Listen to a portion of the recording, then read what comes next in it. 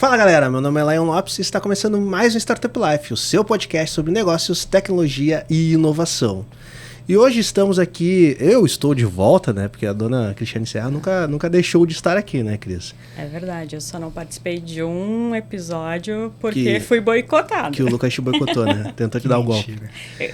Mas hoje estamos em casa com Exato. o pessoal de casa, né? Então hoje a gente tem uma estreia aqui que é o Otávio, que também faz parte daqui do Silva Lopes Advogados. Te apresenta aí, Otávio. Preparado, Otávio? Pessoal, 2 aninhos de escritórios completados hoje e começando aqui a estreia bem. Então, Ganhou de presente a participação no podcast. pessoal, ganhei de presente a participação no podcast. Fala no microfone, meu. Tem que falar virado pro microfone. Deixa isso no episódio, tá, Matheus? Isso muito possivelmente vai passar no meu feedback. Eu espero que o Matheus ele consiga consertar no ganho aqui no microfone. Mas como todo principiante, a gente tem os seus erros, né? Então, exatamente. Espero que a gente tenha uma jornada bastante proveitosa e que eu fale pouco aqui. Exato. E com a gente aqui tá o Lucão, nosso co-host oficial aqui, junto com o Cris, né? É verdade. Tô passando o Cris, daqui a pouco tô passando o Lion, né? Acho que a gente vai falar de retrospectiva, Cris. Olha, se a gente puxar quantos eu participei esse ano... Eu não quero dizer nada, mas eu acho que o Cris participou mais do que vocês dois. Pode acontecer. Mais que o Lion, eu tô quase. Olha. Fazer uma auditoria aí. Não, aqui ó, a gente... Eu tenho 40 minutos porque eu tenho uma reunião daqui a pouco, então... Vamos ser compacto. Vamos lá, então, pessoal. vamos lá, então. É fim de ano, a gente tem que trabalhar. Então eu vou fazer às vezes de... produtora chata que fica mandando parar de falar. Tudo certo. Então, pessoal, hoje o episódio é uma retrospectiva de 2022. Vamos falar sobre o que mais marcou o ano, e esse ano parece que teve 10 anos um só, né? Pelo menos essa é a minha impressão. Então a gente vai abordar alguns assuntos aqui e jogar um pouco de conversa fora, trazer alguns insights. E então eu queria colocar aqui na roda o primeiro tema, que são eventos. A gente teve a pandemia, ela abrandou um pouco, né? Ela amenizou, então foi possível voltar a eventos de grande porte presencial. Então nós tivemos a Gramado Summit, onde a gente teve uma participação bastante legal também, daí vou deixar para vocês comentarem mais. Mas também tivemos outro ponto bastante interessante, que foi os eventos internacionais. Foi realizado aqui em Porto Alegre a South Summit e na mesma época, nos mesmos dias, não por acaso, Sim. foi anunciada a Web Summit no Rio de Janeiro. Sim. Então, vamos lá, tá na roda.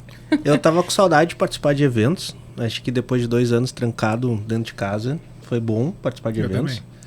Acho que o primeiro evento que a gente participou foi a Gramado Summit mesmo, né? Acho que foi antes da South Summit, se eu não me engano. Foi em abril.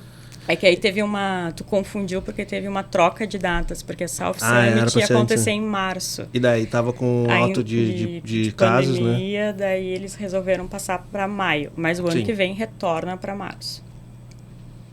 Eu gostei bastante da Gramado Summit, eu sou suspeito pra falar, porque 4 anos, 5 anos que a gente tá lá, né, Lucas? Abraço pro Marcos. E... Que gravou com a gente. Exato. E foi muito bom. Eu gostei bastante, a organização muito boa. A gente fez o nosso jantar de 10 anos lá. Boa. A gente levou o nosso stand com o estúdio, né, Cris? Exato. Startup Life. A gente gravou quantos episódios lá? 10 episódios lá. 10 episódios Em lá. 3 dias. A gente levou todo mundo do escritório, o que nos causou... Transtornos positivos. Experiências marcantes. Uma experiência antropológica. Exatamente, foi um Big Brother, né? Foi um Big Brother. 2 casas. Eu me lembro... O Big Brother é aquele que tem a divisão mesmo, né? Tinha No 2 início casas. do Big Brother. Eu me lembro. Ei, Matheus, tá tudo certo aí? Aconteceu o problema. Teve isso também. Próxima vez eu acho que a gente devia fazer um reality show mesmo, né, de como é O pessoal levar a equipe toda para um evento. o pessoal ficou muito tempo em casa sozinho, né? E daí não... Perdeu os skills social. Né? Exato. Desaprendeu a viver em sociedade. Mas foi um evento muito legal. O jantar foi muito bom, foi muito bacana. A gente, depois de 2 anos, reuniu uma galera no mesmo local, trocando ideia. Acho que tava todo mundo feliz. E foi o evento que a gente fez com mais convidados, né? Tinha mais de 150 pessoas.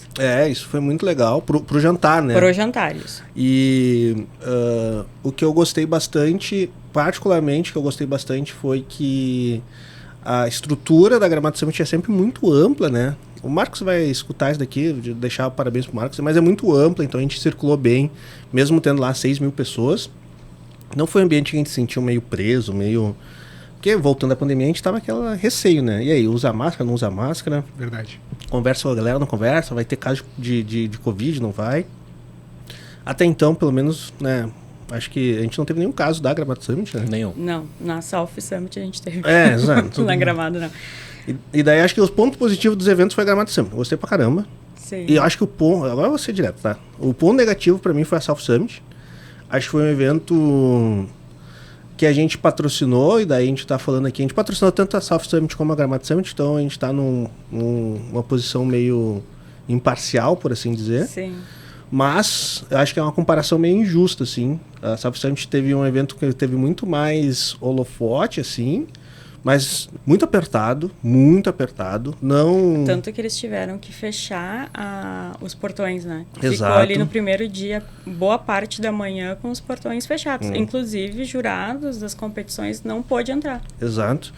Muita chuva, daí, claro, isso não é do evento, mas o evento tem que se preparar para isso, né? Tem que ter uma estrutura para isso, então não cabia, o evento ele foi montado de forma deliberada, sabendo que não cabia todo mundo dentro dos locais fechados. Essa até é uma curiosidade para o ano que vem, porque o contrato que foi assinado com o Estado e com a Prefeitura Municipal de Porto Alegre é que o evento ocorra durante 5 anos ali no cais, né? Então é uma coisa que eles vão ter que melhorar. Eles vão ter que melhorar muito mesmo, porque o evento tem que se preparar. Porto Alegre é uma cidade, dessa época, é uma cidade que chove muito, né? Ali, final de verão, é uma época que chove bastante em Porto Alegre. O evento tem que se preparar para isso, né, cara?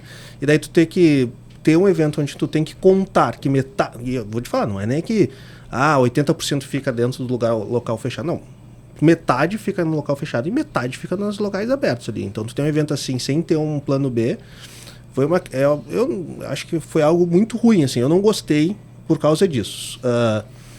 Eu acho que a grade de palestras foi muito legal. Eu tive a oportunidade de palestrar em dois momentos diferentes.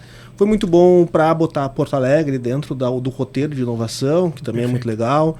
Para trazer novos players para dentro do ecossistema. Tudo isso foi muito bom. Acho que o evento em si ele é muito... O fortalecimento do Brasil, da imagem do ecossistema brasileiro para fora, né? Exato. Então, assim, as críticas que eu faço, assim, eu acho que o evento ele teve mais pontos positivos do que pontos negativos, mas os pontos negativos foram muito marcantes. Sim. A experiência do usuário não foi a melhor. E eu falo aqui experiência como participante, como palestrante e como patrocinador. Sim. Palestrante, cara, eu praticamente tinha várias palestras que eu não conseguia escutar o cara que estava do meu lado. Como é uma primeira edição, né, tem muito que melhorar. A gente não pode comparar também a Gramado Summit, que está na 5ª edição com a South Summit, claro.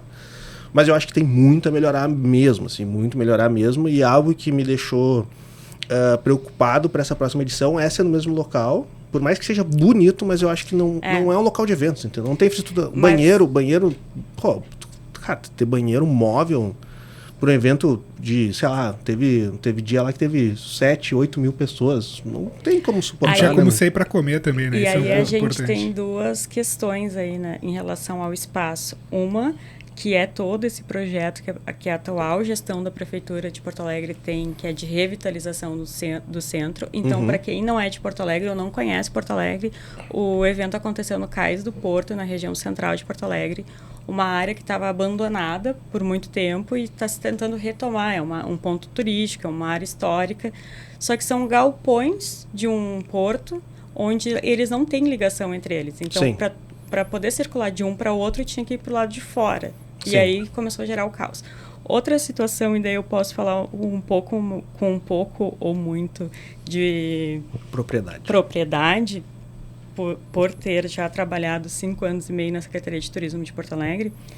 Porto Alegre não tem um espaço para eventos, um espaço desse grande para eventos. Não talvez isso, tenha a Fiergs, mas é muito longe. É longe, não é tão grande, se pensar na capacidade. Sim.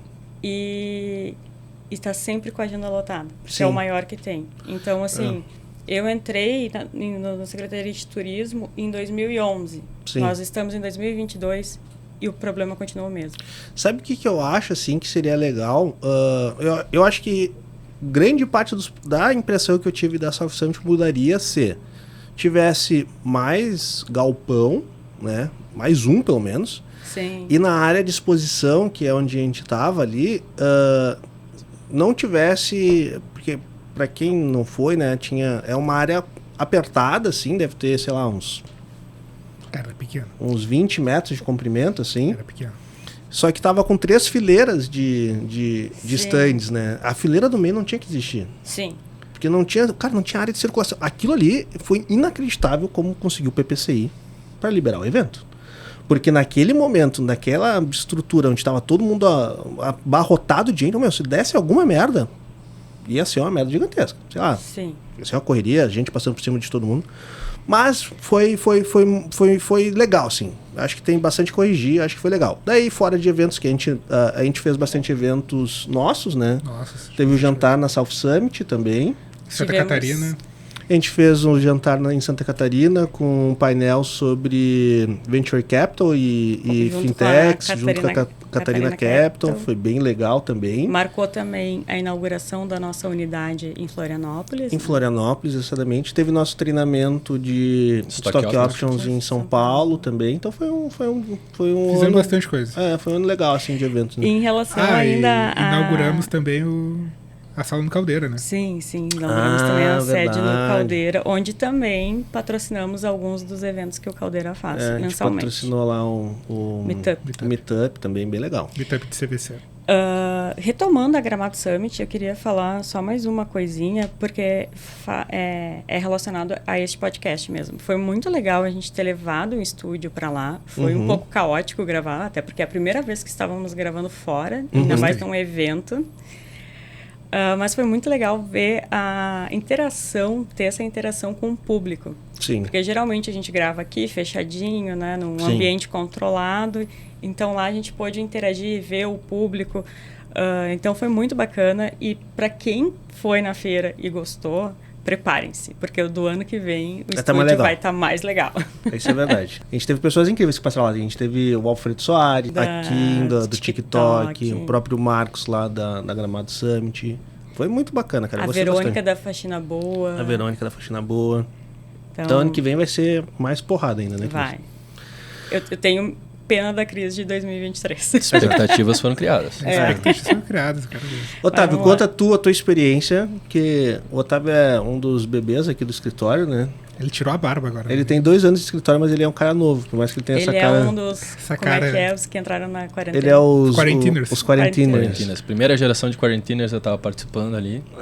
Conta como que foi a tua experiência de ver o ecossistema, assim, depois de passar quase 2 anos... Vendo só a tela. Só vendo só tela, achando que o ecossistema era um negócio meio...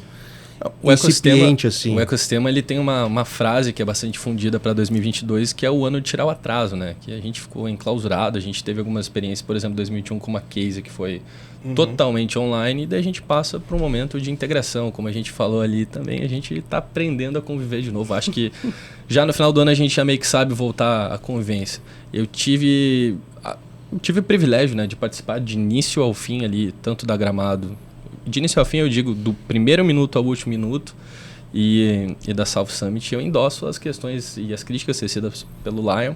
São 2 eventos que tinham naturezas distintas, um mais de entretenimento e justamente, como é que eu posso falar? De conteúdo. De conteúdo, isso que é muito legal da Gramado, porque se faz muito bem o formato que se propõe. E a South para negócio. Eu, à época, ainda atuava no comercial junto com o Lucas, e não gerou tantos frutos que a gente gostaria. E a língua mais falada ali, a perspectiva que a gente teria que fosse o inglês, inclusive com uma preparação específica do nosso time aqui, não se confirmou. A gente falou mais português quanto nunca. Então, foi um evento internacional feito exclusivamente por gaúchos, quase. Né? É verdade. Era uma Expo Inter, né? Exato. Foi a Expo Inter das startups. Tinha até barro, tinha tudo. Olha, eu aposto que se a gente fosse na Expo Inter tentar vender plano agrotech, teria sido melhor. Talvez teria sido melhor. É verdade. Fica a dica para o que vem. Bom, pessoal, então vamos passar para o próximo tópico, porque a nossa lista aqui é grande e a gente não pode se estender tanto quanto a gente se estendeu nesse primeiro. Beleza, já levou uma chamada aí. Eu quero começar pelo Otávio, então, porque ele ficou um pouco tímido na primeira vez, na primeira tópico. A camisa pesa, a camisa pesa. Então vamos lá. Então, mas é que agora é polêmica, Otávio. Por isso que eu já quero te chamar. Meu Deus. As febres que teve esse ano, né? Ainda tem os NFTs, o metaverso. Pessoal, seguinte, quando o mercado é muito desregulado... Tu não tocou no calcanhar do Otávio. Inteligência artificial. Que é inteligência. A inteligência artificial. Bom, pessoal... Daí agora... Mas é que essas são coisas que estão há mais tempo, né? Mas é que se a gente toca no Otávio em duas coisas, que é a inteligência artificial e LGPD, ele dá uma balançada, daí ele já não fica imparcial, né? Então fica público ali meus pontos fracos. Então vocês aí, todos que assistirem o nosso podcast... A gente pode fazer um outro episódio só para falar disso. Exato. De provocações sobre o tema. Provocando o Otávio. Olha, gostei do título. Pessoal, quando o mercado é muito desregulado, o mercado por si só já gera uma certa imprecisão, ele é incerto, né? Gera um certo pânico, essa é a verdade. Porque a gente nunca sabe o que vai acontecer. E existe uma pecha sobre as NFTs, as criptomoedas, que é aquela forma geométrica lá que todo mundo fala, que é pirâmide. Sim. Então, gira em torno... Inclusive, né, a gente está gravando hoje no dia 30 de novembro, e a Cris até vai trazer isso na pauta, mas hoje foi aprovado pela Câmara de novo, né, Lucão? Isso. Ontem foi aprovado. Ontem à noite a regulação sobre criptoativos, né? E falta só a sanção do presidente.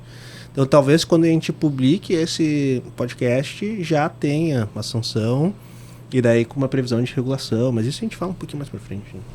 E aqui vai só um comentário para a própria CVM. Parabéns, conseguiram de maneira ativa acompanhar o mercado de criptomoedas e não regulando, né? Mas de forma a falar, estou vendo as mudanças. E se comportando de maneira bastante ativa, o que nos ajuda com os nossos clientes no dia a dia.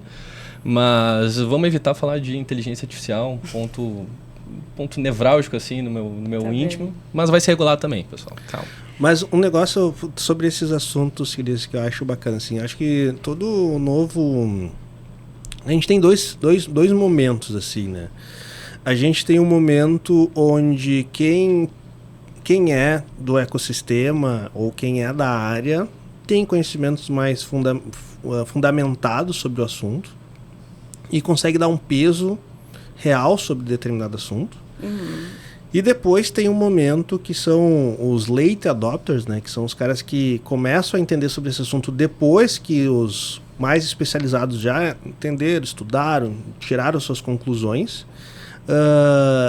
e começam a gerar um buzz muito forte, porque quem é late adopter geralmente é um público maior, um público mais de massa. Sim. E daí a gente tem foi o Juninho que falou um negócio que eu acho sensacional, que ele falou num podcast que é o sênior de micro-ondas, assim, né? Bota 2 minutos e o cara vira sênior lá. E tem especialista de micro-ondas também, né? Sim, aos montes. Exatamente. Daí o que tem de advogado especialista em criptomoeda, de advogado ou qualquer coisa especialista em metaverso é um negócio incrível, assim, né? Tem livros, né? Tu olha assim, caralho, esse cara aqui tem uma larga experiência sobre metaverso, assim, né? Jogou... Já algo que não existe... O cara jogou 3 anos de The Sims e ele acha que sabe falar alguma coisa. Mas só para concluir, Cris, assim, daí acho que isso é uma questão que ela tem 2 lados, né? Ela tem um lado que eu acho muito importante, que é de propagação da informação, assim, né? Por mais que grande parte, e eu sou muito crítico disso, grande parte das informações são as porcarias, assim, mas propaga a informação. Alguém ali vai falar assim, não, deixa eu olhar isso com atenção e com um olhar correto, assim, né, sobre o assunto. Então, eu acho que esse é um lado bom, assim, tu dissemina e democratiza um pouco o assunto, e o outro lado é justamente esse. Algumas das pessoas que vão ter um acesso inicial disso vai começar a ter um estudo um pouco mais claro. Mas a gente tem um problema muito grande, daí agora falando de nós, advogados, assim, né? De querer sempre regular as coisas, de querer dar o seu pitaco de lado de advogado e assim, agora vai ser muito duro agora, né? Tem muito profissional frustrado que entende que um novo assunto é a possibilidade dele se destacar na carreira. Ele não se desgastou em bosta nenhuma, daí ele fala assim, não, agora é no metaverso que eu vou me destacar. Então assim, pesem um pouco as informações que vocês estão analisando, né? Tem uma análise crítica sobre os assuntos, são assuntos muito legais, são assuntos realmente que vão modificar bastante o formato de negociação, Mas, infelizmente, a gente tem uma enxurrada de conteúdo meio porcaria, assim, que a gente tem aí dentro do... E não é querendo ser piegas, falar, não, nossa, até a gente nem fala sobre esse assunto, então, né? Mas tem muita informação bosta, assim, que a gente tem que tomar cuidado. Mas eu acho que tem muito... Sobre esses temas, tem muito... como que eu posso dizer? Eles são muito superestimados, né? NFT é muito superestimado, metaverso é muito superestimado. São coisas importantes, mas não vai ser algo que, tipo... Na minha opinião, o metaverso meio que flopou um pouco. No sentido de que se gerou uma euforia global do metaverso e daí muita gente está tentando entrar e percebeu que, tipo, peraí, não é bem assim. É que, vamos lá, hoje, se tu para pensar, a gente tem poucas empresas no mundo que, de fato, geram tecnologia inovadora, né? A gente tem Apple, Google, Microsoft mas isso desde que mundo é mundo, né? Então, o metaverso, tanto que agora... Esqueceu a Amazon. A Amazon. Eles estão com prejuízo. A Tesla também. Tesla, daqui a pouco a gente fala disso. Esqueceu a SpaceX também. O Twitter agora.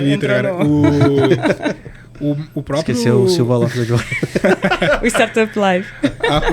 A própria Meta agora perdeu não sei quantos, 800 e poucos bilhões de dólares por causa do metaverso. Então, eu acredito que ainda é uma tecnologia muito legal, mas que ainda é muito early para ter o impacto que ela já quer propor antes de entregar, sabe? Ela não entregou ainda. Não entregou, então tem que esperar justamente. As pessoas já estão lá na frente, né? Não, vou dar plexo, né? O termo metaverso foi surgir ali nos anos 90. É algo ainda muito recente e é complexo pra caramba. Mas tem empresas que estão implementando de maneira menor em comparação à Meta, Facebook é o mesmo, a Google e companhia, que é, por exemplo, a Renner. A Renner está usando muito bem tanto o metaverso quanto a inteligência artificial. Sim. Por exemplo, eles estão fazendo desfiles das coleções novas no metaverso. Sim. Eles têm uma tecnologia também que permite você colocar aqueles óculos e passear de realidade virtual.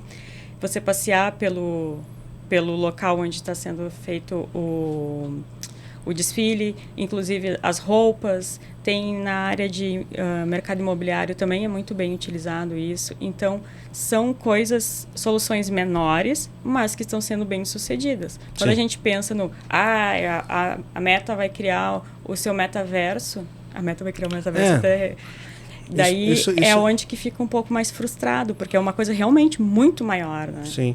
É tudo questão de plataforma, né? A plataforma que tiver mais usuários vai ser a plataforma que vai ter mais sucesso, assim, né?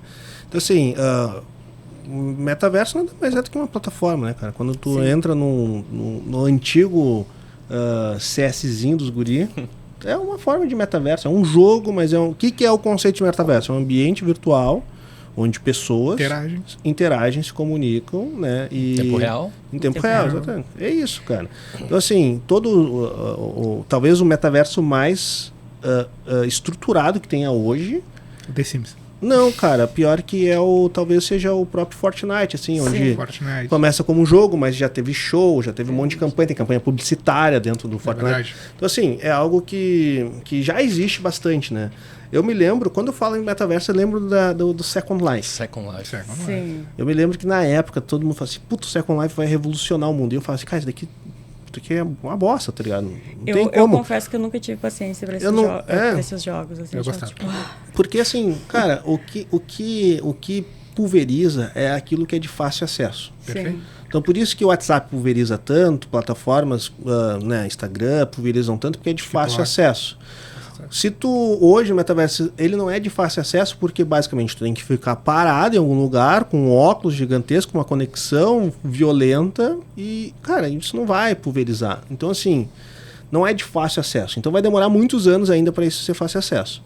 Mas eu vejo que tem um futuro interessante aí na frente, assim, e muito mais para algumas questões específicas. Por exemplo, a gente vai ter cada vez mais trabalho remoto e híbrido daqui para frente. Não é uma tendência, é uma realidade que vai acontecer. É verdade. E talvez esses formatos de interações sejam mais legais. Tem algo que a Meta está fazendo muito legal, a Meta Facebook, né? Está fazendo muito legal, que isso eu acho sensacional. porque eles têm o óculos novo, que é o Quest, sei lá qual. Eles têm algumas câmeras que focam o próprio rosto da pessoa. Sim. Só que daí se tu olha o resultado da imagem, cara, é um negócio bizarro, porque é uma câmera que tá aqui, né? Quem tá nos vendo vai entender, mas é como se fosse uma câmera que tá na testa da pessoa apontando para o olho, então o olho tá vendo meio de cima e outra câmera que aponta para a boca, então se tu olha a imagem fica tudo cagado, assim, tudo distorcido. Só que daí uma inteligência artificial da própria Meta reconstrói aquela imagem e gera um avatar da pessoa. Então, tipo assim, e esse avatar, se eu tô falando com o Otávio, eu vou mexer a minha boca, os olhos... Ele vai pegar todas as expressões e vai aparecer pro Otávio o meu rosto, assim. Então, eu acho que para algumas interações, assim, isso vai ser muito interessante, sabe? Sim. Tipo assim, vamos fazer uma reunião remota onde eu quero... Porque, querendo ou não, velho, né, 80% da comunicação interpessoal é comunicação não falada. Sim. Então, assim, eu agora vou parecer muito velho, né, cara? Mas essa geração que não tem essa comunicação social, esses trejeitos sociais, essa comunicação não falada, isso é algo biológico, né, meu? Não tem como a gente mudar, assim, de 20 anos para... não, essa geração nova vai entender como se comunicar por escrito somente. Não é assim que funciona, cara. Tu precisa ver as pessoas. Então, tu criar toda uma infraestrutura onde tu vai lidar somente com avatares e bonequinhos que parecem aqueles bonequinhos do Wii U que tinha antigamente, não funciona, sabe? Acho que tem ele tem um potencial muito bacana, mas ainda tem bastante a evoluir, e isso não vai ser agora e não vai ser durante esses próximos anos, né? Vai demorar um tempo. Em termos práticos, Cris, só para dar uma contribuição, eu acredito que o metaverso só vai ser democratizado no momento que a gente tiver um avanço em relação à tecnologia como um todo. Tecnologia como um todo, principalmente de realidade 5G aumentada. 5G chegou agora, né? 5G chegou agora. A gente tem alguns ensaios de, por exemplo, tatuagem de um tatuador em outra parte do planeta e a pessoa sendo tatuada, sei lá, no Brasil. Assim, tem um negócio legal, só desculpa, Cris, mas assim, a partir do momento que o óculos de realidade aumentada, que eu sou muito mais adepto e acredito que a realidade aumentada tem muito mais potencial do que o metaverso em si, a partir do momento que esse óculos for o tamanho de um óculos mais ou menos que eu uso, que é o que eu imaginava. Google tentou uma vez. Quando o Google Glass surgiu, eu pensei, cara, é isso aí, eu vou comprar, porque é pequenininho. Mas um momento vai chegar. Vai. E ainda a gente vai estar vivo. Vai ser até como lente de Exato. contato. Então, assim, quando chegar isso, eu que já uso óculos, cara, com certeza, se eu tiver um óculos inteligente, acessível, que me traga informações realmente necessárias de realidade aumentada, eu vou usar com certeza, entendeu? Então eu sou muito mais adepto da realidade aumentada do que do metaverso em si. E uma dica de conteúdo, para quem quiser saber mais de metaverso, é Digimon. Que é a famosa experiência. Só um negócio que eu vi que eu achei fantástico, que, cara, é tragicômico. Foi um colega que estava fazendo uma análise séria, profunda, de como funcionaria o homicídio no metaverso. Meu Deus. E daí a primeira coisa que How to get away from murder. Não, homicídio no metaverso, tipo assim, e aí, qual é a discussão dele era tipo assim, qual é a jurisdição aplicável? Meu Deus. Entendeu? Cara, advogado adora falar de jurisdição. Mas tem uma Lê coisa... os termos de uso. Acabou. Mas, meu, tipo assim, não faz sentido isso, cara. Porque, tipo assim, então a gente vai não virar... no filme Avatar. Vai virar crime, então, Call of Duty, né? Call of Duty, o PUBG. O júri, vai tudo acontecer no metaverso. Cara, tá, vamos Não, lá. mas tem uma outra coisa que isso que o Lion falou me lembrou, que já tem algumas polêmicas em relação a comprar terrenos no metaverso. Sim. Isso vender o terreno. Isso eu não sou contra, tá? Não é que eu tenho que ser contra a favor, mas isso pra mim faz sentido. Porque isso é um ativo virtual que tu comércio, ele tem um apelo comercial, né? Então, beleza. Isso pra mim faz... Que nem tem o teu domínio do site, né? Só que é uma perspectiva diferente. É uma perspectiva diferente. Tu tem o domínio do site, tu vai lá, compra o domínio do site. Tem terreno ali, Exatamente. Daí, se tu tem uma plataforma onde as pessoas vão caminhar, andar, e tu quer ter uma posição mais qualificada, é igual tu ter uma URL, um domínio mais específico, isso tem uma precificação. Isso não... Mas, claro, não é um terreno, não é direitos imóveis, né? Não é direitos reais. Daqui a pouco você quer o uso, o capião... Não. Daí, puta que pariu. É que eu acho que isso também vai ter que ter uma educação de como utilizar, né? Porque é um pouco confuso, né? Ainda mais para quem não está inserido no ecossistema. Mas é isso aí. Vamos para o próximo, então. Eu quero trazer, então, 3 pontos que estão relacionados com um ponto maior. Então, Então, antes eu vou falando eles e depois a gente comenta todos de maneira geral, ao invés de comentar um de cada vez.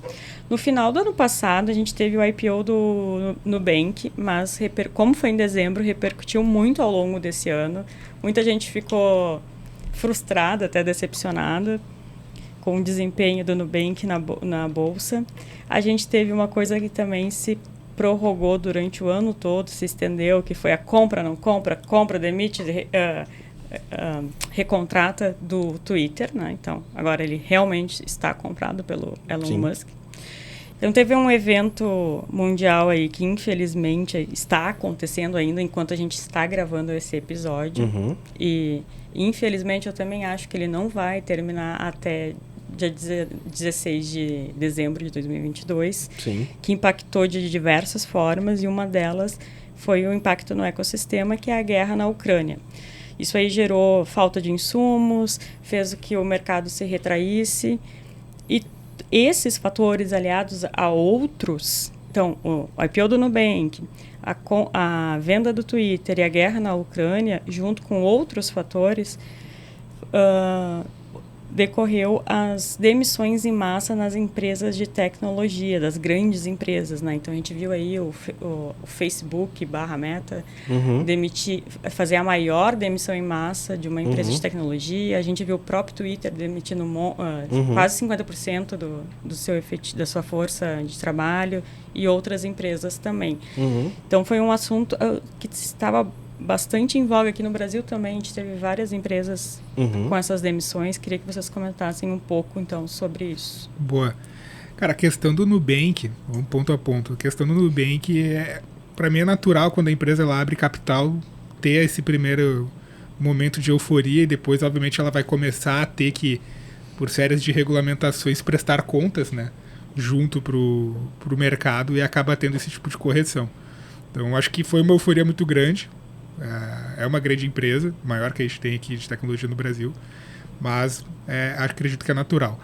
O do Twitter é um caso que eu estava até conversando com o nosso Head Compliance, que gravou com a gente, já o Pedro.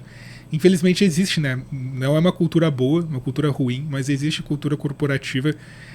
Uma delas, bem ruim, é justamente essa que o Elon Musk fez, que cara, eu compro uma empresa, é muito grande, eu não consigo ter todos os touch points ali, saber onde que tá doendo, onde que tá sendo efetivo na empresa, onde que não tá. Então eu demito todo mundo, vejo onde vai queimar primeiro, ver o que deu certo e o que não deu.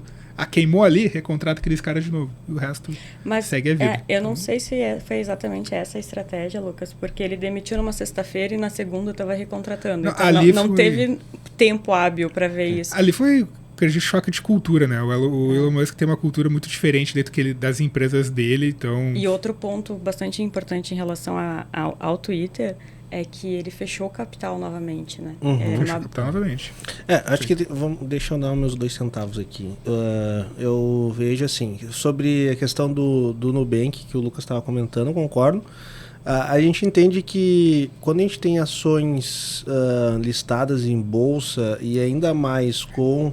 E aí tu vai falar com a pessoa que perdeu o dinheiro. Exatamente. Eu lembro da euforia do Lion.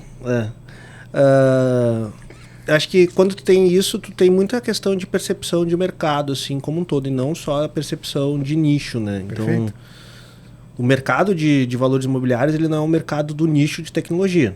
Então, tu tem quem movimenta o mercado de bolsa de valores são os investidores institucionais, assim, né? São grandes fundos, grandes investidores profissionais. E esses caras, eles possuem perfis diversos, né? E um dos perfis diversos que eles têm é como que está movimentando a macroeconomia, assim, né? Então, veja assim, a gente veio de 2021 com taxas de juros menores em questões históricas de 2021 principalmente no Brasil, de taxas de juros historicamente muito pequenas. A gente chegou a ter a Selic a 13 e pouquinho, não me lembro exatamente. Isso força o investidor institucional a aplicar a sua grana em meios de investimentos mais arrojados. Não, ao contrário, mais arrojados. Assim, com a taxa de juros baixa. Porque se ele deixar esse dinheiro parado, esse dinheiro ia render menos do que a inflação. Sim. Então ele aplica em meios mais arrojados. E daí a gente teve grandes altas de empresas, altas na Bolsa de Valores como um todo, né? E empresas de tecnologia, muitas altas também. Muitos entrantes dentro da Bolsa de Valores brasileira também. Verdade, teve um recorde disso. E, bom, esse é um primeiro momento. Quando a gente vira, o Nubank ele não sofreu diretamente disso, né? Teve uma alta muito grande no Nubank, depois ele foi extremamente corrigido. Expectativa de mercado, o mercado compra o futuro, né? Então o mercado entendeu, o futuro do Nubank nesse momento não vale os R$9 por ações que ele estava cobrando. Sim. Vale os 3. Beleza. Mas o negócio não perdeu fundamento. O negócio que foi avaliado em R$9, o negócio que está avaliado em 13 e pouco, é o mesmo negócio, não mudou nada. Então isso é uma expectativa de mercado, né? O negócio ele não perdeu valor, acho que essa é a grande questão. Então eu sou um cara que ainda acredito muito e veio aumentando minhas posições dentro dessa empresa. Só que o que impactou e o que gerou demissões, gerou uma consequência de efeito dominó dentro do ecossistema, já falei algumas vezes aqui, foi aumento das taxas de juros para controle de inflação. E daí sim, isso o dinheiro fica... Incentivo, né? Incentivo. Exato. Tu torna o dinheiro mais caro, e tornar o dinheiro mais caro é o que faz os investidores aportarem essa grana em mecanismos mais conservadores, porque vai render bem. Previsível. Hoje a taxa Selic deve estar em, sei lá, em 13, alguma coisa assim. Os caras aportam isso. Tu tira o dinheiro de mercado de risco e coloca o dinheiro em mercado conservador. E isso gera o quê? Muitas startups começaram a ter uma quebra na necessidade de fazer uma captação e o investidor institucional, não, eu aloquei meu dinheiro em outro lugar, e esses caras falaram assim, putz, eu não tenho perspectiva de captar no que eu imaginava, e fez uma correção de plano de negócio e reduziu. Sim. Fora que essa captação feita antes de acontecer isso foram captações infladas também, né? Infladas isso também. ajudou a... Exato. Então a gente teve 2020 um recorde histórico de captação no Brasil. 2021 a gente dobrou essa quantidade de captação. Então foi assim, um boom muito grande. E 2022 a gente está menor do que 2021, só que ainda maior que 2020. E a gente teve ali até setembro, a gente teve um desempenho, até setembro não, até o início do segundo semestre, a gente teve, em relação a investimentos, números mais baixos, como lá eu disse, em relação a 2021. Mais de 40%. Mas, a partir do segundo semestre, a gente vem escalando de novo, né? Ainda não é maior que 2021, mas voltou a aumentar. Assim, a gente que está há muito tempo dentro do ecossistema, a gente vê uma evolução muito boa, assim. A gente não teve, nós aqui dentro de percepção, assim, claro que teve impacto, mas teve impacto saudável, assim, né? Tinha muito dinheiro no mercado e daí tu acabava alocando esse dinheiro em muitas empresas que não necessariamente tinham capacidade de crescimento. Hoje, e daí todo mundo fala, isso é uma bolha. Não é uma bolha porque hoje a gente tem negócio de fundamento. Acho que essa é a grande questão. Tem que ter negócios com fundamento. Os bons negócios dentro do mercado brasileiro, mercado americano, mercado mundial, eles ainda vão conseguir fazer captações muito robustas. Os bons negócios. Vai faltar dinheiro para aquele negócio que não tem fundamento. Para esse cara realmente vai faltar dinheiro. E para esse cara nunca deveria ter tido dinheiro, talvez. Sim. Pode ser duro o que eu vou falar, mas para esse cara não deveria ter tido dinheiro mesmo. Então, assim, hoje a gente vai ver cada vez menos empresas, vamos dizer assim, proporcionalmente, captando valores maiores. O darwinismo, né? Vai ser mais difícil, vai ficar mais complexo. Eu acho que para quem é um bom negócio não vai ser mais difícil. Vai ser mais difícil para quem tem um negócio meio mais ou menos. Sim. Esse cara ele vai ter mais criterioso. Então. Esse cara ele vai ter que dar um jeito que... Desculpa, né, gente? A gente vive num mercado onde não é ONG, né? Então aquela questão de, eu vou captar uma grana para ver se vai dar certo e o investidor confia nisso. Eu acho que o investidor cada vez mais não vai confiar nisso. Que eu ia dizer também. A gente está vivendo um amadurecimento do mercado. Exatamente, também. Isso aí. É isso aí. Então o investidor ele vai aportar grana naquele cara que já fez um negócio, já fez uma venda, que tem um modelo de negócio gerador de caixa, e não aquele modelo de negócio que em algum momento isso daqui vai ter um ponto de virada e daí todo mundo vai ganhar muita grana. O investidor não vai mais acreditar tanto nisso. Então. Ô, Cris, eu quero jogar uma pimenta Por só favor, para eu já ia te chamar, tu tá muito quietinho. Só para gerar um corte. Então o inverno das startups é só para aquelas empresas que efetivamente elas estão expostas a um modelo de negócio que não tem uma certa maturidade. Agora eu vou falar uma frase bonita agora. O inverno das startups vai ser para aquelas que nunca mereceram o verão. Uau! Fica o corte aí, pessoal. Tô tentando assimilar ainda. Otávio, mas tu que é o nosso representante aqui de compliance, fala um pouco aí sobre essas demissões, sobre até... Quando eu estava ali falando sobre a guerra na Ucrânia, sobre a falta de insumo, casa muito com até um episódio que a gente gravou com o Pedro, que também que é o head de compliance, o Otávio está dentro desse squad. Meu chefe do Otávio. Que é o plano de continuidade. Boa. Por exemplo, faltou chip esse ano. É verdade. Faltou chip, mas isso é uma questão mais de... Vamos lá, a gente tem o lado interno da perspectiva do modelo de negócio, ele prevê os problemas que podem acontecer logo ali à frente. É inexorável que qualquer modelo de negócio, qualquer empresa tenha que ter esses procedimentos para encarar os problemas. Então, do modo que não antevê isso, que é previsível que aconteça imprevistos, está fadado a ter alguns problemas. E alguns podem ser fatais, querendo ou não. Eu acho que não se casa tão bem com a perspectiva da comunidade internacional e geopolítica, porque crises mundiais são cíclicas, mas aí o grau de imprevisibilidade a gente passa um pano aí para os empreendedores, porque talvez não tenham noção do que pode acontecer. De modo geral, especialistas de direito internacional e principalmente em relações internacionais já previam que poderia acontecer há algum tempo, né? Esse probleminha que a Rússia infligiu à própria Ucrânia. E eu acho que a gente estava vindo de um movimento muito positivo do ponto de vista geopolítico de crescimento e de mudanças, e a gente voltou a olhar com foco no problema ali. Então, acho que antes de, a gente ter uma regularização na parte dos insumos mais para fertilizante, que impacta o Brasil em produção agrária. O Brasil hoje não é um país que tem um core em tecnologia ainda, é um país produtor, querendo ou não. A gente trabalha, inclusive, aqui para mudar essa perspectiva, inclusive qualificando, as empresas aqui.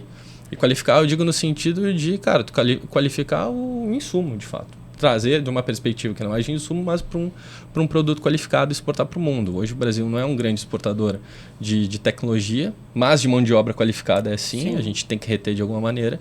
E eu enxergo que, querendo ou não, o mercado de tecnologia é atingido indiretamente. Os mercados com uma grande baixa em função da guerra. E é isso que tu comentou, a gente não tem uma previsão tão positiva para o término dela, existem alguns movimentos ou não para que aconteça, e é o que eu digo o seguinte, retomando, questões imprevistos, eles têm que estar dentro de um rol de previsibilidade da empresa. Questões de cunho macropolítico, aí já é mais complicado para a gente, definir que o empreendedor, querendo ou não, ele tem que ter esse olhar. Então a gente desonera eles no meio dessa questão. Até corroborando com o que o Otávio falou e trazendo um exemplo mais fora do ecossistema, até comento esse exemplo lá no episódio sobre plano de continuidade, que para mim eu achei bastante marcante e vocês vão super se identificar porque vocês gostam de fazer churrasco. Esse ano o carvão ficou mais caro. Por quê? Porque choveu muito no Rio Grande do Sul esse ano. E para que se faça o carvão, a lenha tem que estar seca. Sim. Tu põe ele lá, a lenha, bota fogo na lenha e antes ela virar brasa, tu encerra o processo e dali tu tira o carvão, tá? Como choveu muito, não tinha lenha para fazer o carvão no Rio Grande do Sul. Tivemos que trazer lenha de São Paulo e Minas Gerais. Isso aumentou, além de ter que comprar mais de fora, teve a questão da gasolina e todas as outras questões que envolveram o país neste ano, que fizeram os preços aumentarem. Consequentemente, aumentou o preço do carvão. Esse é um tipo de risco que tem que estar previsto já. Exatamente. Acho que por mais que seja meteorológico, Claro, e a gente não fazer uma tenha consideração... como saber quando vai chover ou não, mas ele tem que estar previsto, porque isso pode acontecer. Uma guerra é completamente diferente. Para que fique bem claro, o preço do churrasco do escritório aumentou, mas por causa da energia elétrica. A gente não tem usado muito carvão e tem sido feito no escritório. Acho que tem um ponto assim que daí nem visão visão de empresário, assim, né? O Otávio falou assim, o imprevisto tem que ser previsto, mas tu não tem que acertar qual que é o imprevisto. Pra mim é adaptabilidade, que tu vai vencer sempre, né? Não adianta, cara. O risco tem sempre o risco possível e o provável, né? Não, mas... A gente vive num mundo que a gente sempre vai ter que se adaptar. Eu não tô nem falando de adaptação, assim. Muitas vezes tu nem precisa se adaptar, mas... tu tem que ter um plano de continuidade. Eu como empresário, assim, né? Falando. Um plano de continuidade, e para empresário, o plano de continuidade é caixa, né? Para tu continuar fazendo tipo, uma operação funcionando é outro assunto, mas para empresário é caixa. Daí pouco me importa se as coisas vão ficar caras porque choveu, ou porque a gasolina aumentou, ou porque... Nesse caso o plano já estava pronto, né? Vamos trazer do Rio e Minas. Exato. Rio não, São Paulo e Minas. Então acho que o ponto é justamente isso. Tu tem que ter mecanismos que te consigam ajustar o que for necessário para tu continuar, independentemente de qual seja o imprevisto. Sim. Entendeu? Então, isso é algo que a pandemia ensinou muito, né? Que o melhor plano de continuidade para um empresário é ter caixa. Exato. Caixa é o que comanda tudo. Porque esses caras, por mais que eles tivessem esse plano de continuidade, eles só conseguiram implementar porque eles tinham caixa. Perfeito. Se eles fossem comprar de São Paulo, da Argentina, sei lá da onde fosse, não importa. Eles precisavam ter caixa para fazer isso. E isso é o que impacta muito, né? Que a gente estava falando aqui. Exatamente. Nas startups hoje, na captação de investimento, é assim, cara, tu é gerador de caixa, porque se tu não é gerador de caixa, tu é muito exposto. E eu, como investidor, vou aportar grana em empresas que têm uma menor exposição a risco. Então, se tu é um negócio gerador de caixa, tu tem uma exposição menor ao risco de quem não gera caixa e eu vou investir a grana em ti. Tua ideia pode não ser nem a mais inovadora, mas tu tem um negócio mais sólido, entendeu? Certamente as empresas, no caso do carvão, que não tinham esse caixa e nem tinham uma preparação, uma previsão de riscos que poderiam acontecer, enfrentaram muito mais problemas, né? As que tinham seguiram vendendo com um valor maior. Eu tenho uma visão muito radical, assim, que para mim, eu não sou aquele cara que, por mais que eu trabalhe por empresário e tudo mais, eu não tenho aquela visão no sentido de coitado, né, passou por um momento difícil e a empresa quebrou. Eu não tenho essa visão. Acho que, historicamente, pelos momentos mais difíceis que a gente já passou, não teve uma quebra de todo o mercado. Sim. Sempre alguém resistiu. Sim. Daí sim, o cara mais adaptado, é o cara que conseguiu entender como tem que funcionar. Então, para mim, assim, a questão do empresário ou da empresa, da startup que quebra, eu enxergo esse cara, quebrou porque mereceu, entendeu? E isso talvez eu esteja botando a língua é o chicote do rabo, né? Então, talvez um dia eu possa quebrar, como eu já quebrei alguns negócios, e eu entendo que, cara, foi erro meu mesmo. Ou eu não enxerguei, ou foi amadorismo. O importante é fazer essa avaliação, né? Essa autoavaliação ali do porquê quebrou para tocar em frente. Aqui no Brasil a gente tem muito a visão de que se o negócio quebrou é porque... É por culpa de outra pessoa. Ou culpa do governo. Que deu tudo errado, tu não é capaz, tu é incompetente, quando em outros países como Estados Unidos se vê como, o cara tem mais experiência, a mulher tem mais experiência. Sim. Falando disso, lá, me lembrou muito uma frase que me marcou do Gustavo Goldschmidt, da Superplayer, que quando a gente questionou ele em algum dos podcasts que ele já participou, porque ele participou de vários, sobre crise, ele falou assim, desde quando eu comecei a empreender, o Brasil tem crise. Exato. Então, isso me lembrou também que o dia que eu nasci, a capa do jornal era sobre crise. Sim, então, faz 34 anos, pelo menos, que o Brasil está em crise. Exatamente. Pessoal, antes da gente adentrar aqui a um ponto que vai nos exigir bastante tempo aqui do nosso episódio, eu quero fazer uma perguntinha rápida. Para vocês, quais setores do ecossistema se destacaram? Fintech. Não, Fintech não se destacou. Fintech, ela está em primeiro lugar desde quando existe ecossistema. Não, acho que houve concordo, discordo. Teve 2022 a gente teve um amadurecimento muito do mercado financeiro no Brasil. O Banco Central, né? O Brasil, inclusive o Pix, agora a tecnologia está sendo aí de forma ou outra compartilhada também. Sim. De forma global. Então, esse ano a gente teve muito crescimento do mercado de crédito, do mercado de pagamento. Então, eu vejo que teve um amadurecimento muito grande do mercado financeiro como um todo. A gente vinha em número de crescimento de fintechs muito grande dos anos para cá. Mas agora em 2022 a gente teve uma consolidação muito do usuário, que foi o que vocês trouxeram antes, comprando a ideia e utilizando esse serviço. Então, acho que a gente perdeu um pouco. A gente vinha com muita solução e o público ainda não estava tão confiante, estava receio. Cara, agora 2022 não, cara. Não é só gente jovem. Cara, tem fintech focada para adolescente agora, cara. Tem fintech focada para gente idosa. Então, cara, teve um amadurecimento do mercado muito grande aqui no Brasil para o mercado financeiro. Então, acho que foi o grande destaque. Muito impulsionado pela pandemia, né? Sim. A gente, Totalmente. Um país extremamente desbancarizado. Eu vejo assim, Otávio, não é nem impulsionar a pandemia, é impulsionado por facilidade, né? Eu acho que é acelerado pela pandemia. Era um caminho inevitável, só que acho que teve um catalisador que foi a bancarização de grande parte da população que não tinha acesso. Não, né? isso com certeza. Por exemplo, meu pai, até a pandemia, ele ia no caixa eletrônico, que para ele já era um grande avanço ele usar o caixa eletrônico. E na lotérica, né? E na lotérica pagar as contas. Hoje, inclusive, ele não dá mais presente de aniversário, ele faz um Pix. Ele faz o Pix. O Pix caiu muito no gosto da galera. Eu concordo contigo, Lucas, do mercado de fintech, mas como a Cris falou, acho que isso não é nem mais tendência, é a realidade.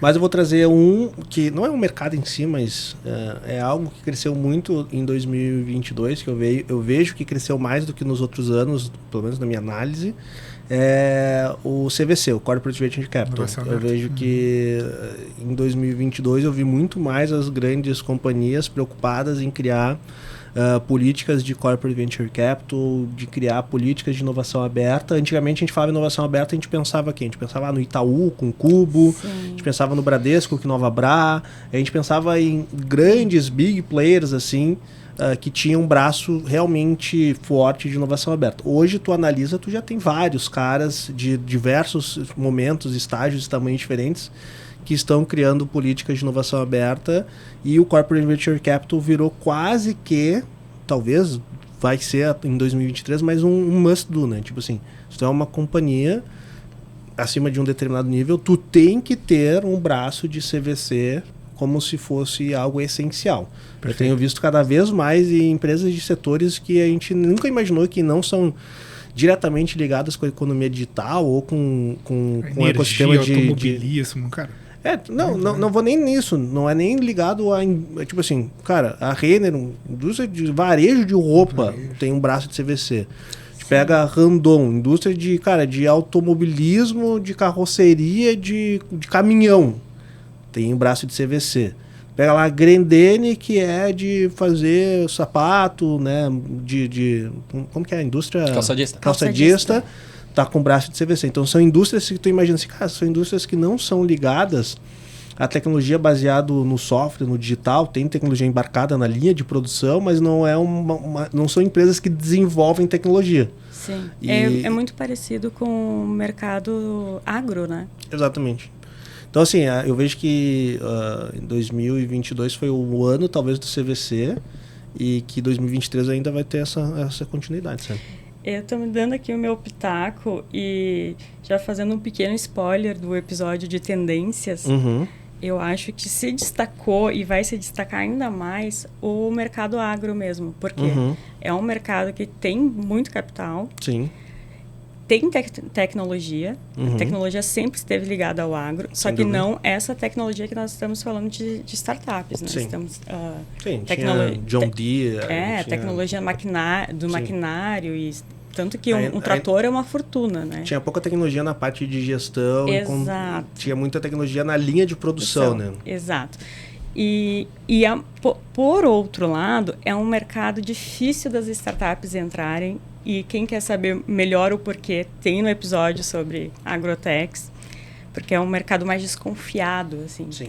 Não é que eles não tenham dinheiro, eles querem investir, mas eles querem ter a certeza de que aquilo vai realmente agregar. Então, além disso, tem a questão de que com a implementação do 5G vai liberar mais banda para que esses locais mais remotos tenham acesso à internet, né? Então aí eu acho que a grande revolução vem daí. Sabe que eu tive uma oportunidade única, que até hoje eu não sei como eu fui para lá, mas esqueci o nome da associação de agronegócio aqui do Rio Grande do Sul, fica ali na Cidade Baixa ali. Mas eu sei que um dia eu estava almoçando lá dentro da associação, que eles me pediram para falar sobre mercado de agrotech lá. E eu e o presidente da Claro. Tipo, era eu, o presidente da Claro e mais 3 caras. Eu falei, cara, como rolê aleatório. O que eu tô fazendo aqui, sabe? Mas o presidente da Claro, e por incrível que pareça, é amigo do Luiz Viotti. Quando eu falei, porque o Luiz Viotti trabalhou muito com tempo com a Anatel, abriu portas para mim ali, virei brother do presidente da Claro. Mas, falando sobre isso, ele trouxe justamente isso, né? Que a importância, o 5G vai ser importante para aumento de banda, mas principalmente isso, ele vai liberar bandas menores para tu conseguir ter implementação em IoT. Sim. Então, assim, quanto mais pessoas utilizam a banda 5G e 4G, a banda 3G vai ser muito utilizada para IoT. Perfeito. Então, isso aumenta... Isso é uma baixa frequência, né? Aumenta mais a rede, né, de cobertura. Essa é a grande preocupação deles. E isso é o presidente da Claro, suponho que ele entende mais do que eu, né? Que o grande gargalo no agronegócio é justamente a cobertura. Sim. Porque tu vai pegar, assim... locais muito remotos. Exato. E muito grandes, né? Tipo assim, tu vai pegar... Eu nem sabia que existia esse tipo de serviço, mas tu pega, por exemplo, lá no Mato Grosso do Sul, onde eu nasci, tem latifúndios, assim, fazendas de 35 mil hectares. Cara, isso é uma enormidade. E daí a questão não é tipo assim, não vem o 3G aqui, não. A Claro, essas operadoras, elas prestam serviço tipo assim, cara, tu me contrata e eu vou criar a infraestrutura na tua fazenda. Vou botar antenas na tua fazenda para tu conseguir ter acesso na tua fazenda, entendeu? Porque não é algo que para eles negocialmente faz sentido. Não, vou lá criar, porque tipo assim, é uma extensão territorial muito grande para poucas contas. Outra conta as pessoas físicas, assim, né? Então, tipo assim, tem 35 mil hectares, mas tem, sei lá, 100 pessoas naquela região. Daí o cara pensa, eu faço isso aqui ou faço isso em outro lugar que vai ter 100 mil pessoas. O cara vai fazer onde tem 100 mil pessoas. Só que então vai acontecer muito isso, né? De liberar bandas menores, né? E ter essa integração entre as próprias redes que eles estão criando. Então, tipo assim, eles já entendem que o modelo de negócio deles não vai ser tão baseado na conta, em se uma pessoa física ou uma pessoa jurídica tendo conta, mas sim nesse consumo de banda pelos IoTs, assim, né? E daí ter sensores, ter máquinas autônomas, porque máquinas autônomas no agronegócio ainda, por mais que a gente tenha tecnologia, ainda não existe porque falta de banda para fazer isso, né? Porque daqui a pouco a gente vai ver a revolução muito forte de ter... pecuária, vem vários. Exato. Trator não vai ter mais que ter piloto, entendeu? Porque, cara, é um terreno com medidas específicas que é fácil para tu automatizar isso. Até então. Já existe, né? Tanto trator quanto caminhão, mas como tu disse, ainda é muito não incipiente porque não tem estrutura. A tecnologia existe, mas para essa tecnologia funcionar, ela tem que ter uma conexão, né? Ela tem que ter conexão com GPS, tu tem que programar isso de alguma forma, então isso vai facilitar muito, né? Então, vamos tentar exemplificar para ficar um pouco mais fácil para o entendimento.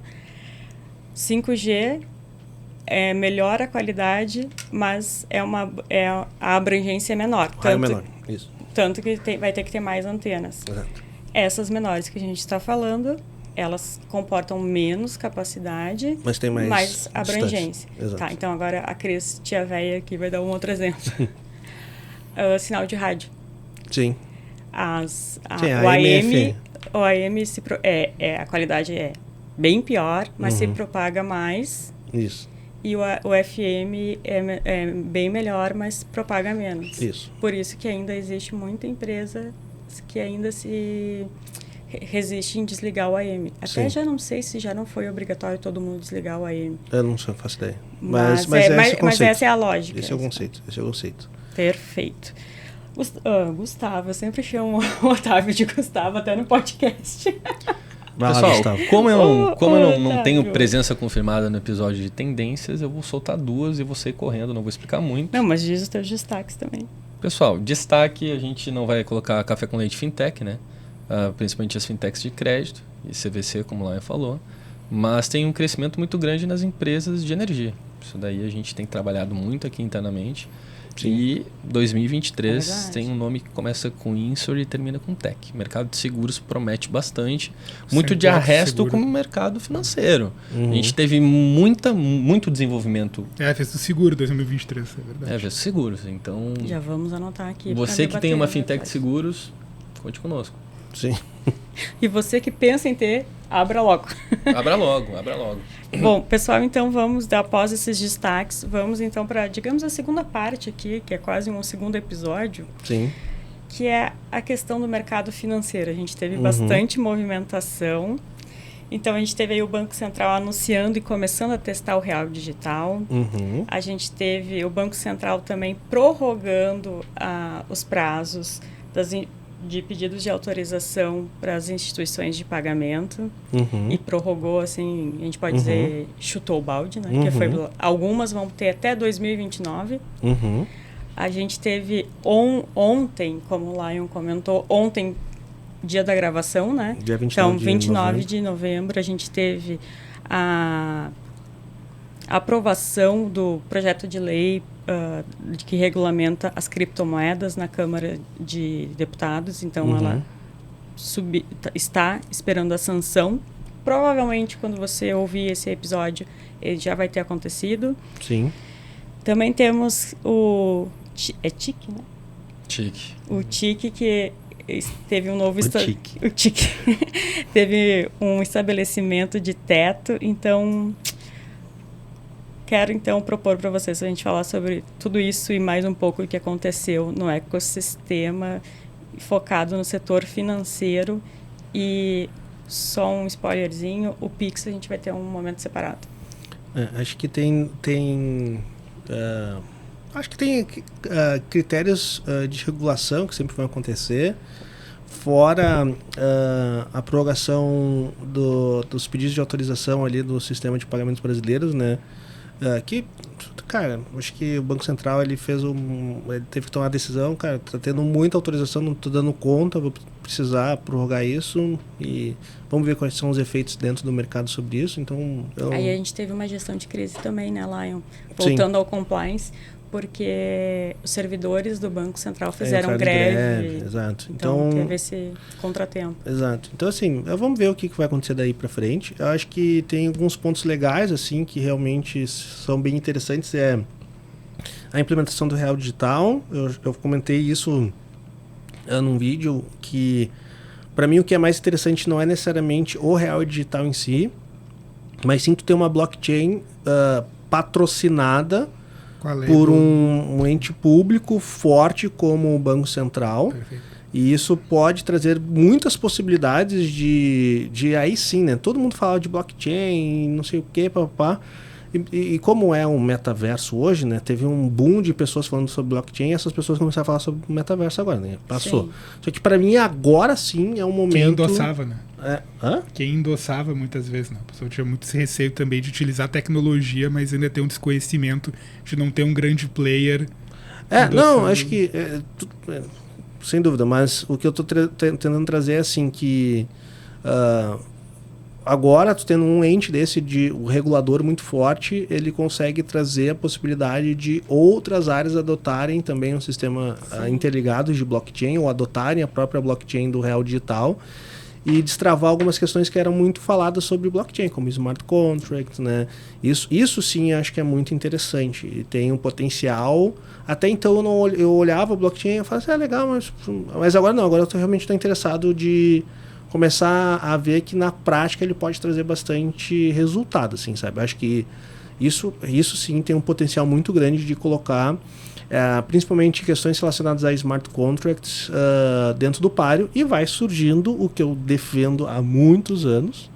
Podem pegar aí, se tiver registrado, mas deve ter, porque eu falava isso, que, cara, criptomoeda nunca foi moeda, sempre foi um ativo digital, e nenhum país ia permitir ter a sua política monetária soberania monetária. Soberania monetária ser tomada por um ente não regulado. Isso não ia acontecer, cara. Isso não vai acontecer.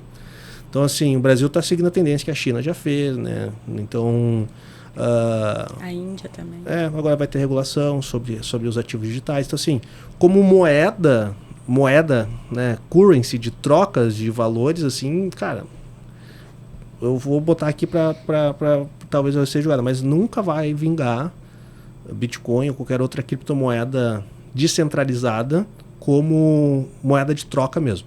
De tu ir na padaria e fazer uma compra. Pode ser um ativo digital. Daí, como é um quadro. Sim. Ele é um ativo, tu compra o quadro, ele tem valor. O valor dele pode crescer, pode ser um excelente investimento, mas tu não vai na padaria e fala assim, eu vou te dar um pedaço do meu Picasso em troca de um pão aqui. Então, fica meio ruim essa frase, mas... Mas não tem isso. Então, assim, como moeda mesmo, eu vejo que não vai acontecer. E o real digital veio meio que como tendência do que os outros mundos vão ter, do que os outros países vão ter no mundo, e botando um pouco de pá de cal nessa tendência, tanto que o Bitcoin deu uma derretida aí nos últimos meses. Né? E o assunto é, assim, ele gira muito em torno do papel do Estado na economia. E um ponto indicativo que é positivo é quando o Banco Central, efetivamente, que é um órgão independente. Pessoal, vamos lá. Só tem 2 jeitos de um Estado ser independente. Ou por arma, ou tendo uma política monetária independente. 99% dos países aderem à política independente. Os outros, efetivamente, não são independentes. O Brasil, querendo ou não, a gente entra nessa métrica, a gente considera um país independente nesse aspecto. O PIX, que a gente vai falar um pouco mais depois, ele foi um grande acerto que se teve, um arranjo totalmente instituído pelo próprio Banco Central, e tem tido uma certa cultura quando se tem a certa mão do Banco Central, que, vamos falar bem da verdade, é um órgão que reúne bastante capital intelectual, de maneira bastante positiva. A gente tem indícios que a coisa ela tem muito para dar certo, é muito estudado, não se brinca bastante ali em serviço. E levando em consideração o Banco Central, eu gostaria de falar de um assunto que é bastante, eu diria que não é polêmico, mas é um fato dado para o próximo ano e já para 2022, que é o teto do TIC, né? O TIC é a taxa de intercâmbio. Basicamente, fintechs, que são instituições de pagamento, emissoras de moeda eletrônica e que ficam operando com arranjo de cartão de crédito, vão perder rentabilidade assim de maneira absurda. Então, cada vez mais tem corrido para justamente fazer um design de produto que ganhe eficiência, melhor, volte a ter esse retorno de caixa para a própria empresa e ofereça para o cliente final uma série de benefícios. Isso tem sido uma grande dor de cabeça, não só dos nossos clientes, mas assim do mercado de maneira geral. Eu diria que é o grande desafio para o primeiro quarto de 2023 tu tentar solucionar e botar em mercado algum modelo pós-pago que justamente consiga tu sobrepor essa questão, ou melhor, ultrapassar a questão da regulação. Isso daí vai ser uma grande dor de cabeça, pessoal. Eu acho que um dos destaques nesse setor financeiro é realmente a atuação tanto do Banco Central, da CVM, enfim, dos reguladores. Às vezes, trazendo algumas coisas que possam parecer ruins para quem está empreendendo, mas é uma forma de atuação, de mostrar que está a par, que está tentando se atualizar, né? Então, diante disso, eu acho que o aspecto é bastante positivo da atuação, tanto do Banco Central quanto da CVM. A gente tem aqui a regulação das criptomoedas, que foi aprovada agora. Então, para mim, o destaque é principalmente esse. Sim, eu vejo que... Agora vamos ver troca de governo, vamos ver como vai ser a tendência ainda do Banco Central de manutenção dessa... Tanto Banco Central como CVM, dessa atitude proativa de ser aberto ao mercado, né, e trazer mais segurança para o mercado, porque muito se fala... E tem aí uns liberaloides que falam que o mercado tem que ser tudo... Mas isso não traz segurança para o mercado, né? O empresário, geralmente o liberaloide não é tão empresário, assim, né? São poucos, assim. Mas quando tu pergunta para o empresário o que o empresário quer, ele ter segurança. Sim. E daí dentro de um contexto econômico onde a gente não vai ser um país totalmente liberal, assim... Quando tu regula de uma forma aberta e propositiva e permissiva para novos entrantes de mercado, todo mundo aprova isso, né? Então... É aquela velha máxima, cara, eu não tenho restrições em cumprir o regramento, só me fala o regramento certinho que eu vou fazer o que for necessário. Que traz essa segurança, né? E para os nossos ouvintes e para quem também está assistindo no YouTube, coloquem aí na sua agenda que em janeiro a gente tem um episódio sobre mercado regulado com o Pedro, nosso head de compliance. Então você pode ouvir na beira da praia, tomando uma caipirinha, ou água de coco, ou cervejinha, como canta o... Esqueci o nome dele, Diogo Nogueira. E um episódio bem legal, tá bem rico de informações. Então, Lucas, alguma consideração em relação ao mercado financeiro? Nenhuma, doutora Cristiane Serra. Eu acho que tem... O Pedro aí vai falar muito bem dentro desse episódio, com muito mais propriedade do que eu. Mas é o ponto justamente que meus colegas aqui trouxeram. A gente teve aí em 2022 um amadurecimento muito bom do mercado e também uma regulação muito, muito realmente invejável do Brasil em relação ao mundo. Então, quem diria de tendência de 2023, mais do que já está sendo o Brasil ter esse destaque global, já está tendo, mas ter um destaque ainda mais global no ponto aqui do mercado financeiro. Acredito que ano que vem a gente vai ter mais unicórnios aí, grandes fintechs surgindo no Brasil. Opa, depois a gente vai querer o bolão do unicórnio. Não só o Nubank vai receber companhia aí. A gente teve também, mais uma vez, a consolidação do... Mais uma vez, fica até estranho, né? Consolidação do Pix, mas ele vem cada vez... que são etapas diferentes, né? Primeiro foi cair no gosto popular, cair no uso popular. E então, a gente teve o Pix completando 2 anos, junto com o Otávio. Sim. Olha aí. Tamo junto, Pix. E ele se tornou também o maior meio de pagamentos do Brasil. O Pix, para mim, acho que o principal ponto agora que ele vem enfrentando, eu acho que isso aconteceu, a gente pode até falar, né, dentro do mercado financeiro, a gente teve uma adoção muito maior agora por adolescente, idoso, várias pessoas, e o ponto principal que veio junto com o Pix em 2022 é a questão de fraude, é a questão de segurança, justamente integridade, de não colocar esse sistema como vilão, né? Porque sempre vai existir fraude, sempre vai existir tentativas, né, do ser humano de tentar utilizar algo bom para ter algum tipo de ganho ilícito. Eu vejo que um dos principais pontos que a gente vem enfrentando do mercado é justamente o usuário ter esse cuidado, e o mercado, como todas as fintechs, vem se preocupando muito com a questão de fraude, antifraude, com a questão de realmente procedimentos para garantir uma integridade e uma segurança para o próprio usuário no relacionamento dele com a marca, né? Sim. Eu vejo que é importante a gente ter esses mecanismos de segurança, assim. Eu acho que ainda a gente não acertou a mão, sabe? Tem um ponto do Pix que eu acho bastante curioso, e até não vi nenhuma notícia a respeito, assim, não vi ninguém se aprofundar, e acho que algumas coisas que o Banco Central ele vai ter que rever, que é o Pix Saque e o Pix Troco. Ele não caiu no uso. As pessoas, quando vai num estabelecimento e pergunta se eles fazem, não sabem nem o que é. Então, esse lado aí deu uma flopada. Eu não sei como é que o Banco Central vai fazer para reativar. Não é aderência, né? O público tem que ver se adere, e se fica muito complexo. A facilidade do Pix é que ele é muito simples, né? Sim. Então, isso faz ter aderência de mercado muito forte. Mas eu vejo que ele começou a ter uma estrutura mais interessante como negócio, assim, né? Então, muitas empresas que tinham soluções de cobrança já automatizando soluções de cobrança baseadas em Pix. Então, acho que o Pix aí veio... Daqui a pouquinho ele vai matar o boleto definitivamente, assim, sabe? Então, não falta muito tempo.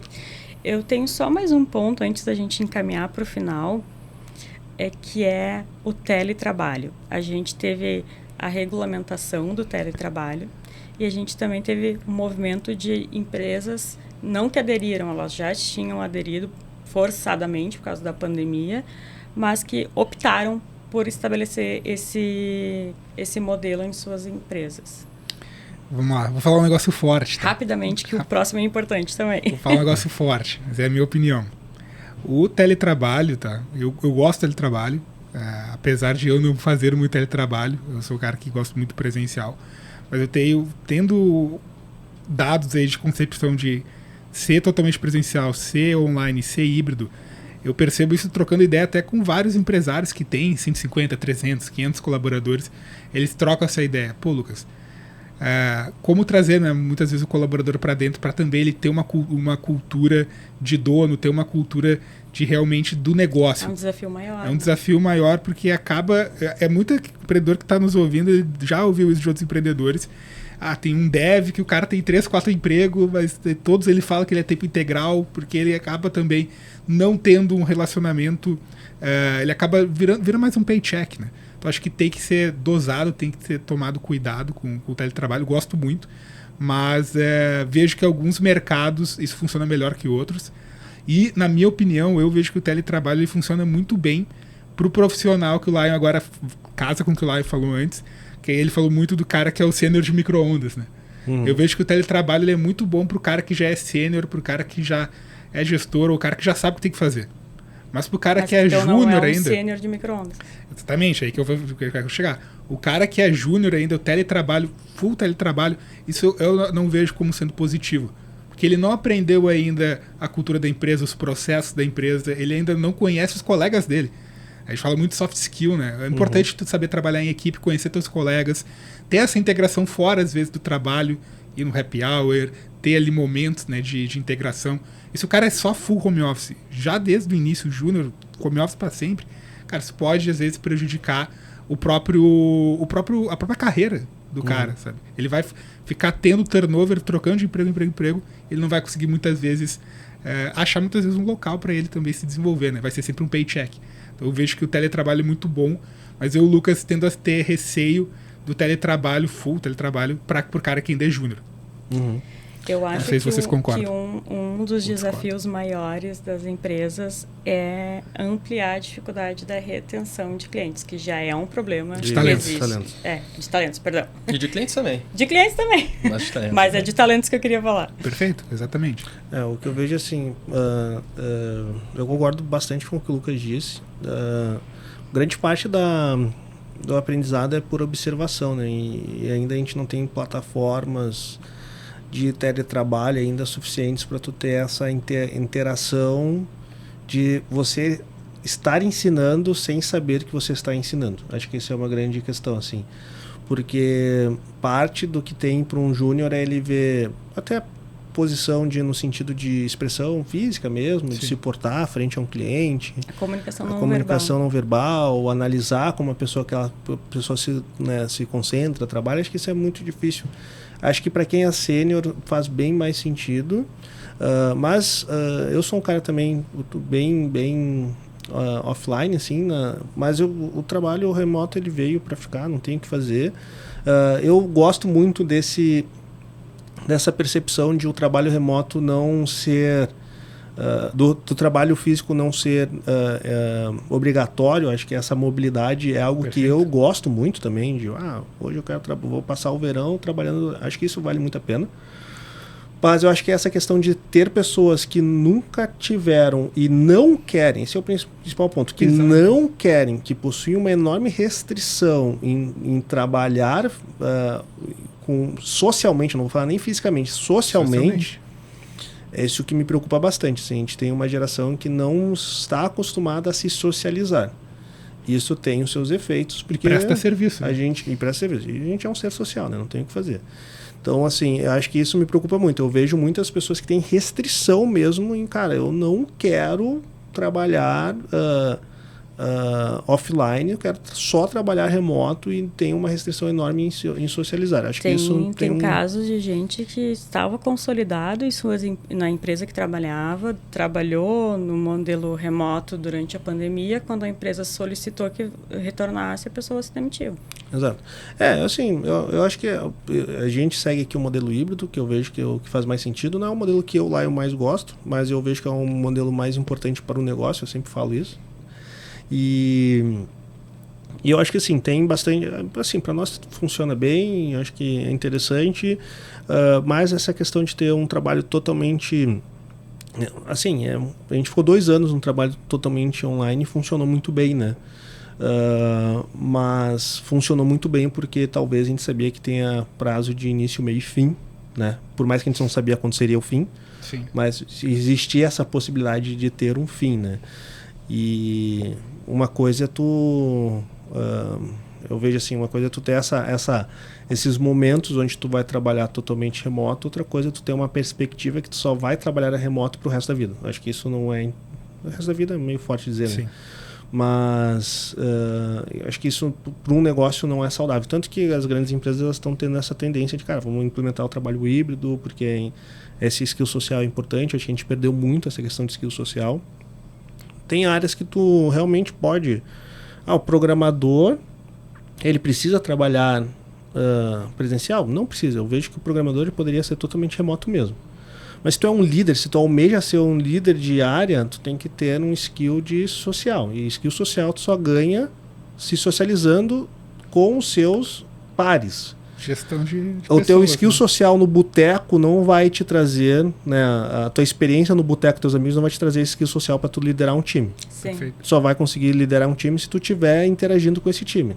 Esse é um ponto. Então, Eu vi um artigo na Forbes muito interessante que ele fala assim, a geração que não almeja o crescimento. Isso, acho que o fato de muitas pessoas querem ter somente ou remoto não é nem uma questão do regime de trabalho, mas é uma questão de o que o cara quer da vida dele.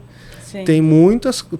É uma geração muito forte que não almeja um crescimento, não almeja assim, qual que é o teu trabalho dos sonhos. O sonho é não trabalhar. Entendeu? Então não tem nada que a gente possa fazer que vai mudar isso. E por consequência não tem aquele apego também, né? Não tem não consegue entrar na cultura de visão de dono, né? Exato. E tem assim, talvez seja uma geração um pouco ambiciosa, sabe? Assim, na minha pouca experiência, talvez seja a geração menos ambiciosa que eu tenho percebido. Mas é a geração que mais quer conforto. E daí essas coisas não casam. Né? Otávio, pra ti. Esse assunto eu fiquei estrategicamente calado, porque tem alguns pontos que são interessantes aqui. Não, tudo tem um ponto positivo e negativo. Não, claro. Eu sou a pessoa que possui mais chefes aqui dentro da estrutura, de forma inequívoca. Eu fui treinado pelo Lucas e eu concordo Online, aqui. né? Online. Eu vou chegar nesse ponto. E quando a gente chega no ponto principal que a Cris ela trouxe, a retenção de talento, acho que ter um início, meio e fim, ou melhor, uma perspectiva que terminaria a pandemia foi fundamental, só que o esforço despendido pelo Lucas ali na fase de aculturamento foi muito grande. Basicamente é como se eu tivesse com ele o tempo inteiro com a câmera ligada. A gente teve esse processo ali no mínimo uns 3, 4 meses.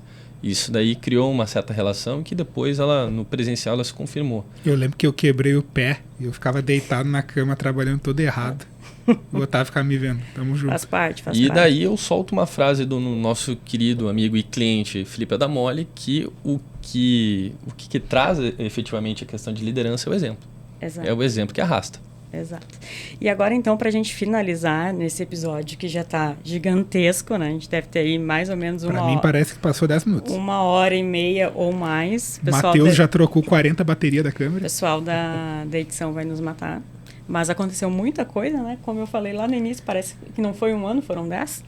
Só para esse ponto, Cris, foi um ano para mim, também aconteceu muita coisa. Eu vejo que 2020 e 2021 foram anos muito parecidos, né? Teve crescimento, foram anos muito bons. Mas 22 foi o ano que o Otávio falou muito bem, tirar o atraso. Então todo mundo... E a gente não podia deixar de encerrar uma retrospectiva sem falar de Copa do Mundo, né? Que é o evento aí que estamos vivendo. Brasil!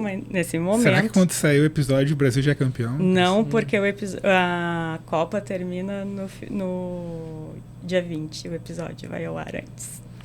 Dia 18 vai Dia da final da Copa? É o dia da final da Copa. Não, dia 18 é domingo. 18. Não, vai ser dia 16. Não, peraí. Não, final da Copa é dia 18. Esse episódio sai dia 16, é isso, né? Isso, a final da... É que eu vou cravar aqui, ó. Vou cravar. Vamos ver. Me confundi aqui, porque a Copa começou dia 20, né? E ela termina dia... Vamos cada um dar um palpite. Vamos dar um palpite. É 2 dias antes da final da Copa. Pronto. Não, mas agora tu chegou a um ponto. Vamos dar um palpite de quem vai ganhar a Copa. Que agora... Falta 2 dias, né? Vai faltar 2 dias no lançamento. A gente gravou isso dia 30. Dia 30 não teve nem os classificados da chave. A gente tá nas oitavas ainda. Não, nem oitava, a gente tá na última... Não tem nem os classificados da chave. Hoje tá...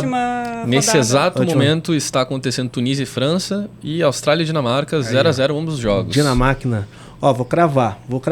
O meu palpite tá meio mal. Eu não sei quem vai ganhar a Copa, tá? Eu sei. Mas eu vou cravar um negócio aqui que vai ser pesado. Meu Deus. O vencedor do bolão vai ser eu.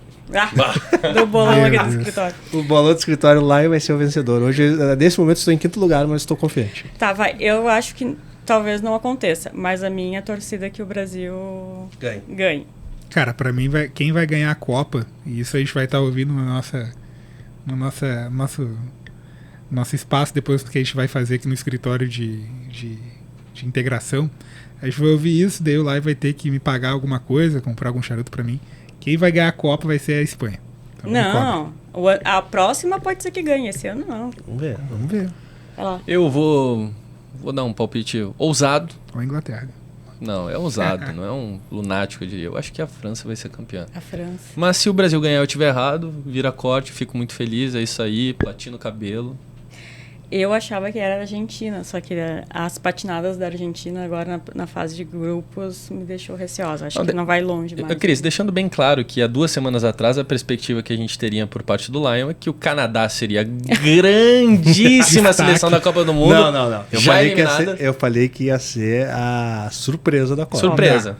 Jogou bem e perdeu tudo. Exato. Jogou bem, mas pra perdeu gente tudo. não transformar aqui o final do episódio num podcast de futebol, a gente até pode criar um. Tá.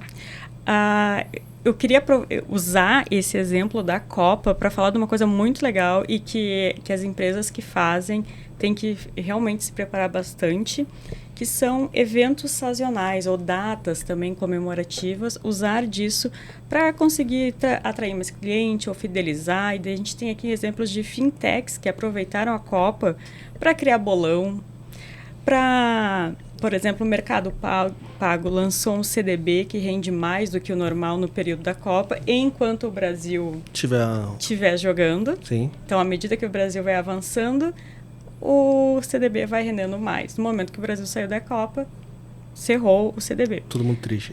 Triste sem dinheiro. E a XP também está fazendo algo parecido. Então... A melhor ativação da Copa do Mundo foi o bolão do Nubank. Parabéns. Disparado. Do Nubank. Parabéns, foi excelente. Eu usava uns aplicativos de bolão tudo cagado. O bolão do Nubank é muito bom. E tô firme aí no bolão do Nubank, né? Vou conquistar aí alguns pontos hoje. Vou, né, fixar minha liderança no bolão do Nubank. Então, assim, eu não sei quem vai ganhar a Copa do Mundo, mas a Copa do Bolão já é minha, já. O Lion ele não quer nem saber dos resultados, quem vai ganhar. Ele quer que os resultados do bolão aconteçam. Exato. O Brasil ganhar Se o Brasil ganhar, eu vou ganhar R$0. Isso. Se eu ganhar o bolão da Copa, eu vou ganhar uma graninha boa. E isso é muito legal, porque é uma coisa antiga, né? Que é fazer bolão e que foi digitalizada e tá todo mundo super animado com isso, engajado. Esses dias eu tava num aniversário e o pessoal tava lá olhando assim no telão o jogo e putz, mas não foi o resultado que eu botei no bolão. Sim. Então... Às vezes tu torce mais pro resultado do que pra seleção que tu tá torcendo ali. Aí, de novo, aí no Nubank, já te passo a palavra, tá? A gente tem a questão da facilidade. Sim. Exato. É a usabilidade. E eu quero ver o Nubank publicar isso, a quantidade de contas ativas que tiveram no Nubank durante a Copa, porque muita gente devia ter o Nubank, não usava e tá usando agora pro bolão. É tu, né? Teve gente que criou, teve gente que tá pegando a conta emprestada. Cara, foi um baita acerto. Eu quero trazer peso pro assunto e complexidade, porque é o seguinte, bolão sempre existiu. Sim. Mas por que teve tão sucesso no Nubank? Porque o Nubank ele já vinha angariando uma quantidade absurda de usuários. Sim. A gente... 70 milhões. 70 milhões. Imagina que saiu agora, um pouquinho antes da Copa... Um pouquinho antes não. Acho que foi um pouquinho antes. Foi um pouquinho antes. No censo novo que o Brasil tem 210 milhões, não é 210? Acho que é 220. 210, 220. Eu acho que é 210, mas tudo bem. Correção do IBGE aí, por favor. 200, mas vamos ir pro 210 que daí facilita a minha conta. A gente tem 1/3 da população brasileira usando o Nubank. É verdade. Isso é muita coisa. E já fica aí a prospecção pro Nubank para novas iniciativas aí, como bolando Brasileirão, né? Mas isso que tu falou, que já existia e o Nubank teve a sacada de digitalizar, é muito o retrato do ecossistema. Exatamente. Porque táxi sempre existiu, carona sempre existiu. O que o Uber fez? Organizou a coisa de maneira Os problemas digital. geralmente são muito antigos. Claro. E as soluções, elas... O Uber, ele fez um negócio sensacional, que ele reinventou o taxista do 4.0. 4.0. Então, Porque hoje os motoristas de Uber são os taxistas então, 4.0. Né? Então vai aí um recado para quem quer empreender, né? Que não é focar na solução, em criar um produto maravilhoso, é prestar atenção no problema. Nos problemas. É então, isso, Cris. Fechamos aqui então. O nosso... Quase um filme, né? Para quem está assistindo no YouTube. Agora, encerrando aqui o nosso... É o último episódio do ano? Último episódio do ano. Então, deixar aí um Feliz Natal, né? Próspero Ano Novo aí para todos os nossos ouvintes aí do Startup Life. Agradecer a companhia em mais um ano aqui do podcast. Agradecer a todos os participantes aí do nosso podcast que tiveram aí... centenas de pessoas, talvez, que participaram ao longo desse ano, sem dúvida nenhuma.